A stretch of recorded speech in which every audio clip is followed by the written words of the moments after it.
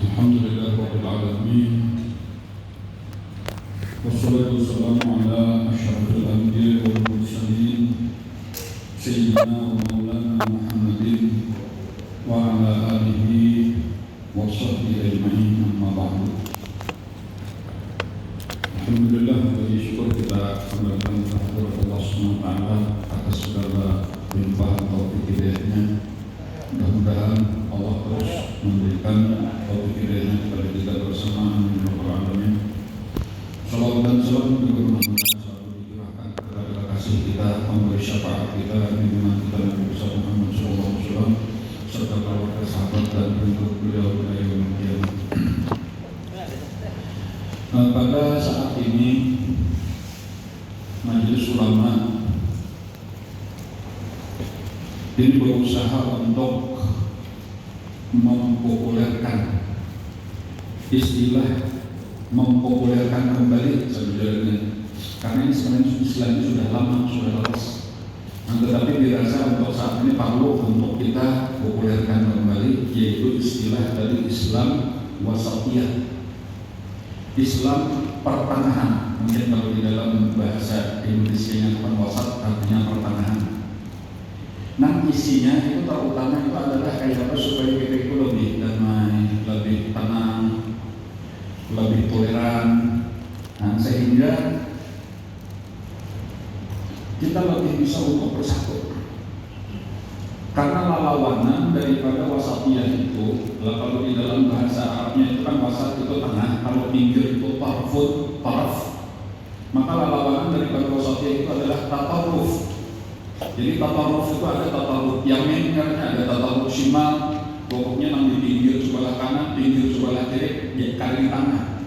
Nah itu kalau di dalam bahasa Indonesia ini itu disebut dengan ekstrem. Jadi tatarruf itu kalau bahasa Indonesia-nya adalah ekstrem, ada ekstrem kanan, ada ekstrem kiri, atau dalam bahasa lain lagi kita masuk garis keras. Merasa aku pembujurnya, ikam salah, manusia juga ikam yang salah, aku yang bujur. Nah lalu kita ini kayak apa supaya mencari pertengahan? Harus ada yang paling pantas itu adalah majelis ulama. Para ulama inilah seharusnya berada di tengah. Nah kita itu kalau merangkul di kanan supaya jangan terlalu keras, merangkul di kiri supaya jangan terlalu keras. Istilah kalau di dalam bahasa Indonesia itu berbeda-beda, tetapi tetap satu. Dasar berbeda-beda tetapi tetap satu ini sebenarnya sudah ada diajarkan di dalam pelajaran agama kita kan. Kita itu kan mengenal mulai awal-awal Islam masuk ke Indonesia, kita sudah diperkenalkan mazhab Imam Syafi'i. Tetapi di pada hakikatnya ulang bahwa mazhab itu kan cuma satu. Ada yang lain pada kita agama mereka itu wujudnya itu berkaitan. Harus apa? Itu pada dasarnya itu adalah awal daripada wasatiyah, dari awal daripada toleransi. Nah, tetapi karena ada berikutnya itu bila lain pada aku salah, bukan salah, bahkan mencap mereka itu sesat, mencap bid'ah dan sebagainya. Nah, inilah yang merasa mungkin itulah pada saat ini, karena itu semakin banyak benturan-benturan di tengah-tengah umat Islam. Nah, lalu perlu untuk kita hidupkan kembali ini Islam wasatiyah ini, kita populerkan kembali. Dan sehingga kita kayaknya bersepakat bahwa inilah seharusnya yang terbaik. Ada penelitian dari Kemenak Pusat, itu sebenarnya penelitiannya setiap tahun tentang toleransi beragama di Indonesia. Nah, jadi lalu kayaknya kayak apa toleransi diberikan ranking per provinsi. Nah, lalu yang paling bagus toleransinya sampai yang paling rendah. Nah, ulun mengangkat yang pertama dulu kalau kita ketahui Kalsel itu di tahun 2018 itu berada dari 33 atau 34 provinsi lah, itu berada di ranking 29. Jadi itu bukan berita menggembirakan. Jadi Kalsel itu berada di tahun 2018. Itu silakan kita buka di Google dan ada. Jadi hasil survei daripada Kemenak tentang toleransi beragama di Indonesia. Itu Kalsel dari 2018 itu berada di ranking 29. Kemudian di tahun 2019 itu kalau pada saat ini turun ranking 25, jadi naik sedikit apa tuh? Ada tahun 2020 itu kadang ada keluar karena keadaan COVID. Coba kita ambillah di sini tadi pelajaran. Bahkan mungkin supaya lebih menarik lagi. Paling bawah nomor 34 ke paling bawah tempatnya 34 provinsi itu selalu dipegang oleh Aceh.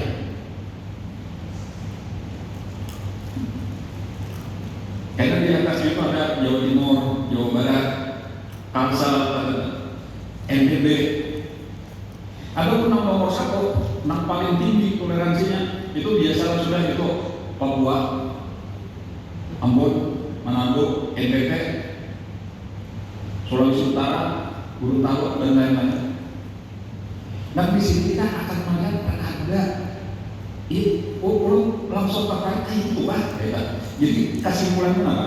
Kesimpulannya sebenarnya semakin religius. Modelnya itu adalah kesimpulannya semakin religius satu daerah, semakin agamis satu daerah, ternyata malah tingkat toleransinya itu berbanding terbalik semakin rendah. Nah, dan kita boleh dibiarkan, tapi harus ada perhatian. Kenapa mereka itu?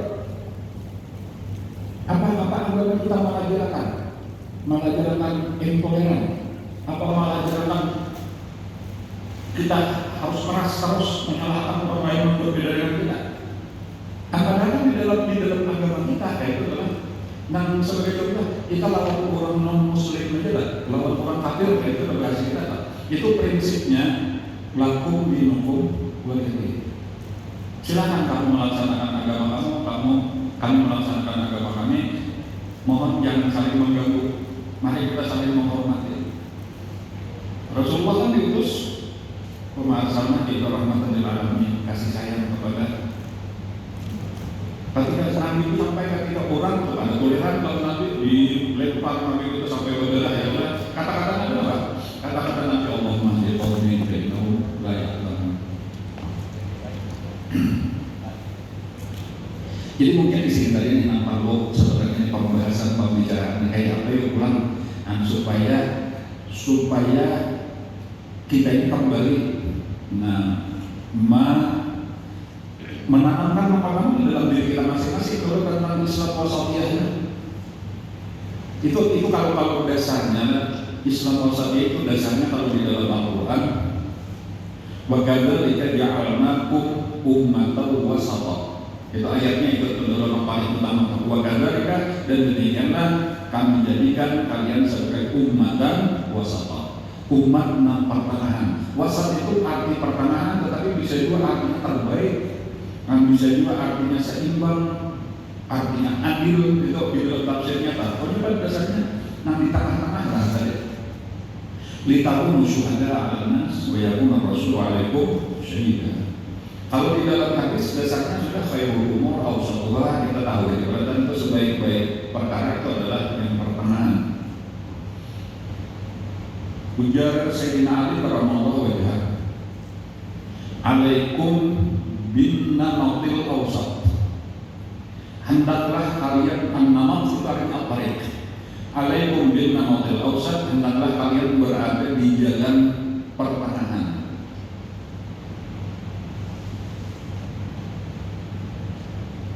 Kali ini tadi kami paling saya bacaannya tampaknya mudah-mudahan ada.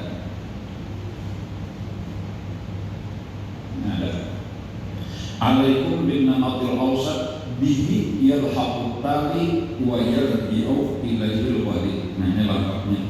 Bihi yalhaqut tali, dengannya bahasa kitanya kayak kerja, hendaklah kamu berada di tengah-tengah. Yang kepadanya lah orang nantang tinggal, orang nantang budi mendatangi, dan orang nantang lewatan itu kembali mundur. Jadi budaya kita tuh ada di tengah, ada orang nantang lalu kurang tarik supaya maju, ada orang nantang lewatan mundurkan sedikit supaya di tengah-tengah. Bahasa sederhananya itu adalah seharusnya ada satu golongan daripada umat Islam ini yang selalu berada di tengah-tengah. Di tengah-tengah itulah yang terbaik, di tengah-tengah itulah yang disebut, seharusnya mereka itulah yang disebut dengan Ahlus Sunnah wal Jamaah. Tetapi kadang-kadang kita Ahlus Sunnah wal Jamaah kita pun mungkin ada lagi kadang-kadang berada di tengah-tengah, tetapi malah tak umpat apa namanya? Tak umpat bakalah yang juga. Jadi sebagai contoh supaya lebih jelas ya. Untuk saat ini ada dua kekuatan gitu lah di dunia. Daripada umat Islam kita panggil umat Islam aja kalau bilang. Ada namanya Syiah, kemudian ada Salafi, Wahabi. Di dua itu saling berlawanan. Jadi anggaplah ini kanan, ini kiri, ya betul. Mereka saling mengkafirkan. Nang ini mengkafirkan nang ini, nang ini mengkafirkan nang ini. Bahkan sampai di dalam kenyataan itu saat ini kan terjadi perang misalnya di Yaman. Nah di Yaman itu belakangnya ya kan terjadi perang saudara itu. Nah ini Iran, bubuhan Syiah, nah ini Saudi kan bubuhan Salafi, Wahabi kan. Itulah keadaannya. Cuma tidak ada ini tataruf karena bahwa ini tataruf Yamin, ini tataruf Shimal karena ada dua negeri. Lalu sekarang ada satu golongan lagi menurut empat orang, namanya Ahlussunnah wal Jamaah, bahasa kita adalah Ahlussunnah. Tetapi terkadang ini namanya kita jaga kayak apa seharusnya kelakuan Ahlussunnah. Nah, dan seharusnya kita itu bukan sekadar kada berperang, kada umpat mana-mana, tetapi kayak aku supaya kita kalau mendamaikan dan sedang berperang karena mereka kecatan duanya saudara kita. Nah seharusnya itu. Jadi walau kita berbeda dengan Syiah, tetapi kita jangan sampai umat karena berhadapan dengan Syiah sebagai musuh Syiah. Walaupun kita bukan Wahabi, bukan Salafi, tetapi jangan sampai kita berhadapan dengan Wahabi sebagai musuh daripada Wahabi. Tetapi yang punya kalau tadi kedudukan kita menjadi umat dan wasatah tadi, kayak apa supaya kita merangkul, wahai saudara-saudara Syiah, walau kita berbeda dengan kita ada usaha dua. Wahai saudara-saudara Salafi, walau kita berbeda, ayolah kita berdamai sama-sama kita menjalankan. Mana amalna walaupun amalukum lahu yatabayyana wa bainakum kayak kita kan Allah Taala menjadi hakim. Jangan sampai kan ketika mereka itu berperang berdua, bakalah berdua, itu malah kita jadi kelompok antara tiga.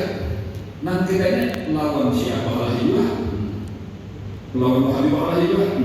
Jadi lalu habisnya terjadi peperangan segitiga karena itu salah posisi karena jadi kita bukan apa ini karena kita bukan Syiah sesat harus kita betulkan karena mereka menjadi mati sahabat menjadi sinat Rasul itu musuh kita. Tetapi Wahabi ini musuh kita karena kita menyebut kita tidak dan sebagainya. Akhirnya kita kasih bakal jadi pembawaannya kita dua musuh ini. Nah ini yang perlu kita gunakan. Ini nanti kehendaki daripada Islam Wasatiyah tadi dari supaya kita mengaku aswaja ini jangan sampai umpatan karena tanpa sadar kita tarawani. Jadi mungkin sederhananya itu ini jangan menyalahkan siapa-siapa bahwa berbeda sudahlah kita hormati perbedaan. Bahkan, nah ini nama lebih tinggi lagi, jangan dilawani ketika orang menyalahkan kita. Jadi anggaplah itu disebut orang bid'ah, disebut orang sesat misalnya, ya sudah jangan kita lawan. Namun kita melawannya berarti kita bukan satu segi lagi yang menjadi segitiga kan? Nah sudah mari kita kan kita ada dilawani, insya Allah. Anna rutakul ba'dah illam tajid mata kulub. Api itu akan padam dengan sendirinya ketika kayu bakarnya habis. Adapun mahwal itu sama orang menambahi kayu bakar itu mau untung. Jadi sudah dirakan aja ini pak bisa kita kita punya seorangnya. Belum dari pernah bilang kalau ada Lutfi di Pekalongan, jangan di Lutfi nyatakan di sini salah satu pesan saya namanya kalau orang menyembadi Tuhan kita mau nyembadi kita macam-macam misalnya kita bangunkan lalu menyembadi sapi lalu bersambut orang itu sudah bid'ah bagian dosa berbiru sampai pulang jam kita lagi dia cuma di sini mengatakan kalau membeli sembari itu jadi kan bagi turun kadang-kadang kita sampai itu kadang-kadang karena menarik kayaknya jadi dengan karena saja begitu tadi kalau itu karena kita wale juga karena beruntung di setahun lebih sedikit kayak gitu teman lalu itu ulun sempat hadir di Palangkaraya waktu Habib Umar bin Abdul datang ke Palangkaraya itu ada satu pertanyaan dari para jemaah yaitu adalah isinya tuh pertanyaannya ini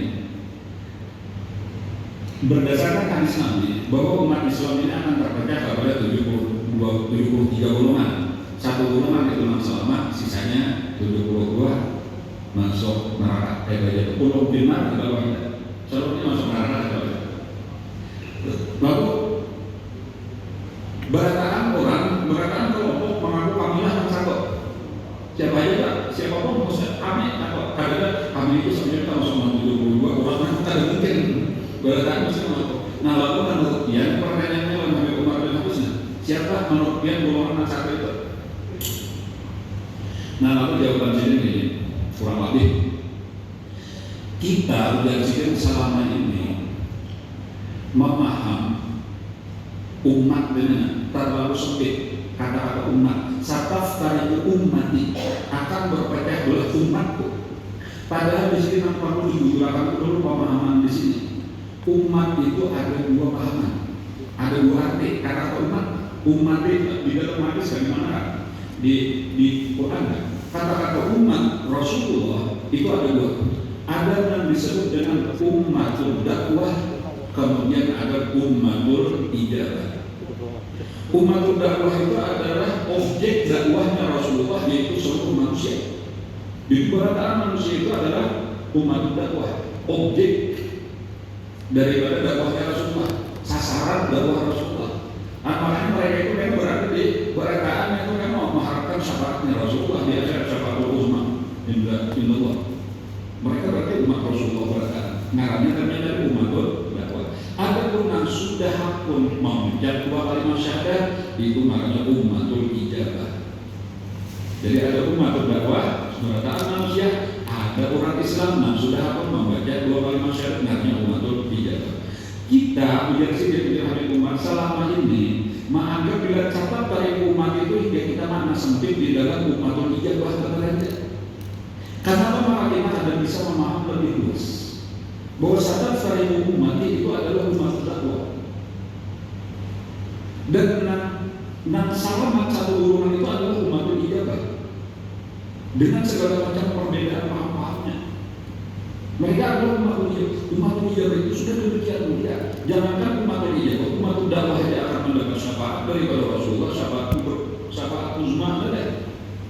Apalagi maka umat ijabah orang sudah hakun membaca dua kalimat syahadat sampai di dua kalimat syahadat kita sudah jadi umat ijabah, apalagi harus sembahyang, apalagi sampai haji. Tetapi kita karena terlalu sampai balapan bila dibalik pada kita ada peduli dua kalimat syahadat dari satu dia kalau ini kan lain berlaku berarti sesat, berarti kalau sunnah berjamaah berarti kan neraka. Maka ini mungkin salah satu daripada kita intoleran kita tadi. Kenapa? Karena kita kurang bertoleransi, kurang kita bisa menerima perbedaan.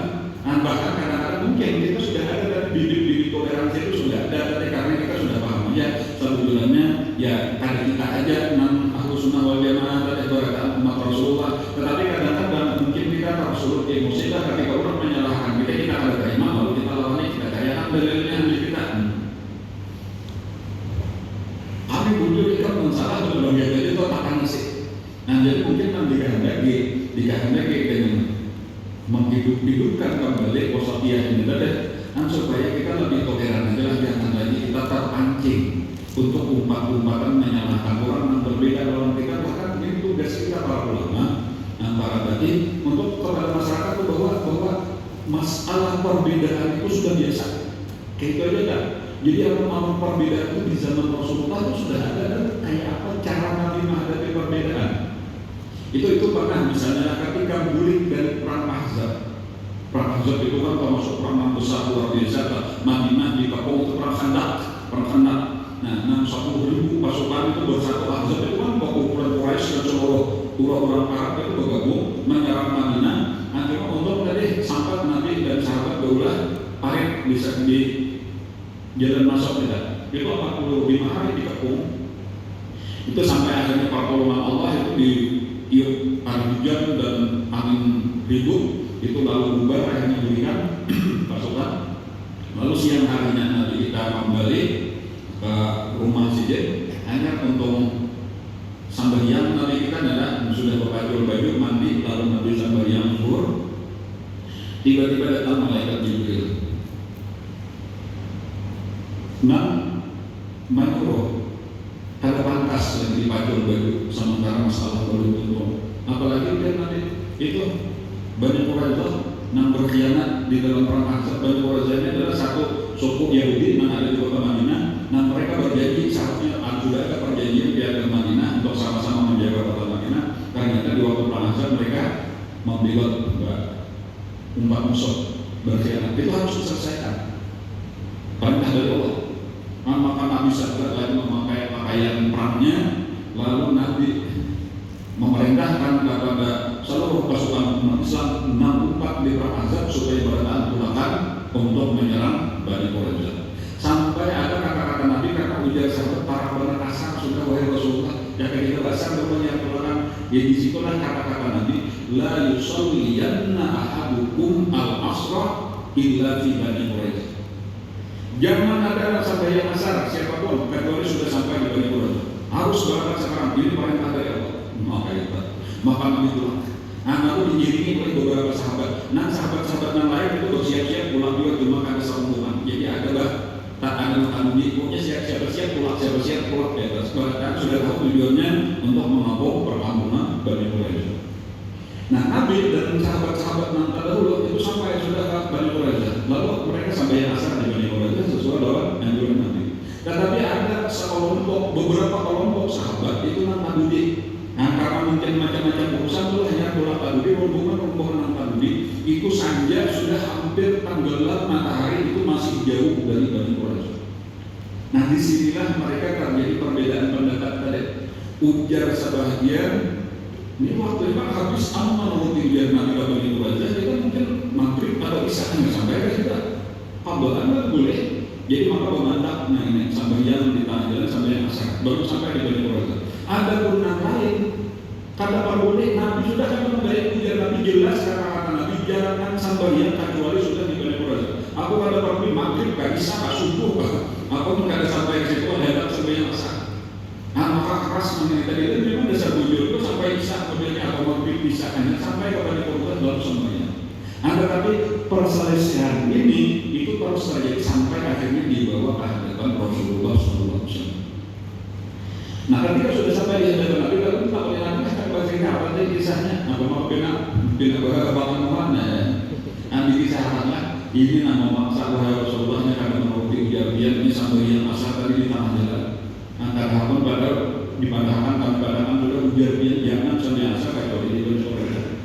Ujarnya ini nanti yang juga namanya supaya sampai yang di awal di dalam waktu ada boleh sampai yang di luar.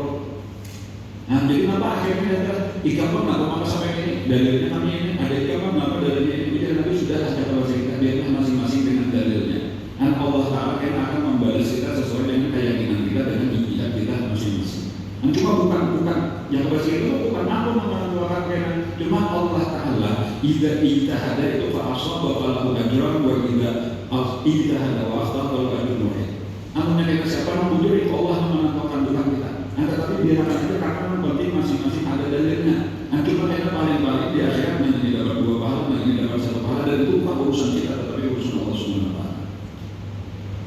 Nah apabila kita mau meniru mengenai kisah kayak kita, insya Allah kita toleransi kita orang lebih luas. Ada kita menentukan bukan urusan kita. Nah cuma dari kita memang harus punya prinsip. Menurut aku nanti memang jujur dalilnya ini aku kayak ini. Nah tetapi jangan sampai kita menyalahkan orang lain. Nah sebenarnya permasalahan ini demikian penting lah, karena untuk persatuan umat Islam, untuk kekuatan umat Islam itu modal utamanya adalah ketika kita bersatu. Tetapi ketika kita berpecah belah, ketika kita berbeda terus pendapat, ketika kita berdua terus karena permasalahan apapun, itulah yang menyebabkan kelemahan umat Islam. Itulah yang menyebabkan sulit kita maju. Nah bahkan sampai kita dicap sebagai teroris, dicap sebagai radikal dan lain-lain itu karena memang kita kurang toleransi karena kita menganggap diri kita pemujurnya orang lain salah. Nah makanya kadang-kadang kita jangan bangga. Kita kan perlu bangga di Indonesia ini dengan umat Islam terbesar. Kita umat Islam terbesar. Ya dari satu sisi alhamdulillah ya. Tetapi kalau kita perhatikan di sisi yang lain, apakah enam terbesar ini, enam berkuasa di Indonesia, enam berpengaruh di Indonesia, jawabannya ya sebagai contoh misalnya adalah sebagai contoh kalau kita lihat di parlemen misalnya atau di DPR atau partai politik di politik kan? Pernah nggak partai Islam menang? Jawabannya ada pernah. Ada pernah. Islam padahal bacaan itu Islam kalau dosa paling banyak itu biasa ketika Islam itu pada aturannya deh. Pada seharusnya Islam itu memang berkuasa di sini bahkan menentukan jalan hidupnya negara kita ini kayak apa aturannya di negara kita bukan Islam. Nah tetapi kan kita malah kita ada pernah kita selalu kalah. Nah bahkan ya kita merasakan aja apa penyebabnya sederhananya. Tapi karena kita ini berpecah belah karena kita sulit untuk bersatu. Nah jadi di sini dengan pemikiran ini kita harus ada namanya kekuatan. Namanya kekuatan ini modalnya seperti jangan umpat berubah juga karena namanya berubah kita kan ada bedanya. Karena beda itu orang lain kita banyak bahasa. Jadi kita berada di satu pojok juga supaya kita tetap berada di tengah. Nah jadi dimulai kita tanam bahwa rasa wasatiyah ini di dalam diri kita. Aku hendak menjadi pertanyaan. Aku salah satunya aku ada hendak membawa orang. Seandainya aku dibuat pun aku kan hendak melawannya. Tapi akan aku rangkul orang yang mengawal itu supaya ayolah kita saling menghormati. Karena Allah boleh jadi kayak keberkataan itu dapat syafaat aja dari Rasulullah. Nah berbeda-beda ini keberkataan. Utama itu sudah terlalu ekstrim kalau itu kan lain urusan kita. Urusan Allah Ta'ala boleh jadi ada hikmahnya. Nah walaupun ini kan tinggi derajatnya ini 6 tahun. Itu kalau kita perhatikan di dalam ya dari nama Iman kalau memang sepertiga orang bisa masuk surga bisa, kemudian sepertiga yang lain kayaknya bisa tapi lebih banyak namanya mal kebaikannya masuk dunia juga kisahnya memang lebih banyak ajarannya penghabisannya jadi bersama masyarakat berkata bahwa masuk surga juga. Walaupun maka ada ketika kita hendak melaksanakan sama lawan aku berkata itu pada kesalahan karena surganya sama saja berkata padahal ada nanti ada makanya ada nanti bahwa memang kalau ini berkata sama saja dengan segala perbedaannya. Tapi ini mau menjadi sahabat-sahabat Nabi masalah sahabat dia tidak. Ya memang kan kita boleh bahkan kalau kita takut kita takut. Tetapi sebenarnya apa masalahnya? Kayaknya akan dihadapkan mereka itu dengan mereka hujan. Ini ada seseorang ini mau hujan, maka mau supaya lebih jatuh siap misalnya. Ini mau hujan saya Abu Bakar Siddiq misalnya aja kalau ada yang tapi kita ambil contoh saya seandainya kok kayaknya saya Abu Bakar Siddiq di hadapan kaum Syiah di akhirat. Ini menyebut dia macam-macam bahwa kayak kira-kira aja lah apakah demikian bencinya saya Abu Bakar Siddiq atau boleh jadi sikit mama kan aku sendiri. Boleh jadi hujatan macam-macam itu malah menambah tingginya derajat sedikit. Akhirnya makanya saya berterima kasih karena ada di dalam hadis Nabi dan jahat itu bukanlah orang kafir yang membunuh kalian, tetapi lalu menyebabkan kalian masuk surga. Tetapi musuh kalian yang sebenarnya itu adalah nafsu yang ada di dalam diri kalian. Aduh man laisa aduka man qatalaka fa adkhalal jannah wa laisa man qataltahu wa laqad nuh walakin aduka nafsuka allati baina jambayka wa kama qala sallallahu alaihi wasallam. Orang-orang jahat, orang-orang zalim yang sampai membunuh akal sekalipun banyak yang mau hujan seperti itu mana musuh karena mereka itu memberikan derajat yang tinggi mana bagi pahala itu menyebabkan mereka. Musuh akal yang sebenarnya itu adalah nafsu kita yang ada di dalam diri kita sendiri. Jadi kadang-kadang mereka itu zalim menyebabkan itu, tapi kezaliman dari satu sisi itu malah menambah tinggi derajat, menambah pahala, menambah kemuliaan. Dan kemudian kembali itu kan urusan kita itu hakikatnya ya. Hakikatnya itu. Artinya itu kan urusan yang dihujatnya tapi kayak apa yang menghadapi boleh jadi mereka itu ada sekejam kita. Boleh jadi Allah kadang-kadang kita kayak pakai Sayyidina Abu Bakar, Sayyidina Umar, atau Sayyidina Aisyah. Cuma paling kadang kita ada usaha terus kita bermusuh-musuhan. Terus kita ya bahwa mungkin bahasa sederhananya itu lebih baik kita memandang persamaan daripada selalu melihat perbedaan. Ya kalau kita sama-sama cinta kepada Ahlul Bait, ayo dari situ sama walaupun di sisi lain kita berbeda, kita cinta dalam sahabat. Itu tuh misalnya dalam Syiah atau misalnya lawan Wahabi kayak gitu kan. Sehingga ada kalau wajahnya maknanya sampai 45 menit belum dinyatakan keasikan karena dinyatakan itu. Sayyidina Ali itu dikafirkan, dipadahkan kafir oleh Khawarij. Bahkan Khawarij itu udah Sayyidina Ali kafir, Sayyidina Muawiyah kafir, ya Allah Sayyidina Amr bin As kafir.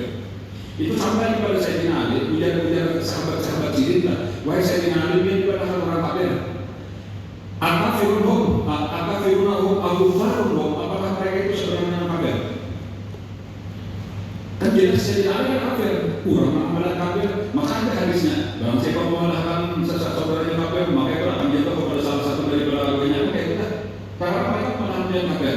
Apakah mereka kafir? Maka jawaban Sayyidina Ali, minal kufri itu. Dari kekafiranlah mereka itu berlari. Artinya jadi mereka itu mengkafirkan aku karena mereka itu sudah berkafir. Karena mereka anggap kalau Tuhan punya kafir, lalu mereka ada yang bilang kafir ini nyata benar tidak kafir. Wa minal kufri itu.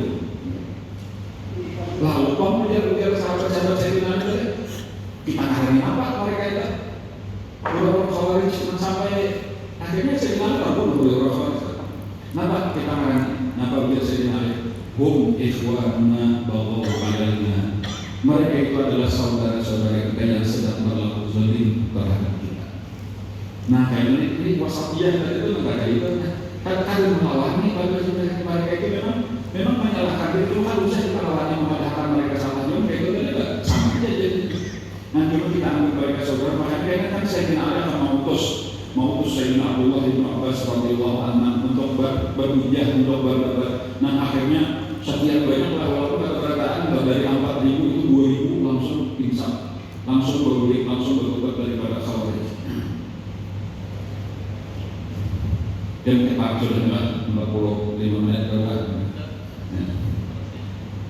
Masih ada bahan-bahan cuma ini saya mudah-mudahan bisa diangkat beradaan ya Bapak. Jadi itu salah satu dari yang penting untuk perhatian ini kita kalau kita sendiri masih kagum berduanya anggap seorang paling jujur kurang lain pada aku salah itu sulit kayaknya kita untuk mengarahnya untuk bersatu. Dan pada kemajuan umat Islam yang secara umum dan kemajuan umat Islam itu mesti dimulai dengan bersatunya umat Islam. Bersatu kita tentu berkira kita untuk itu sebagian.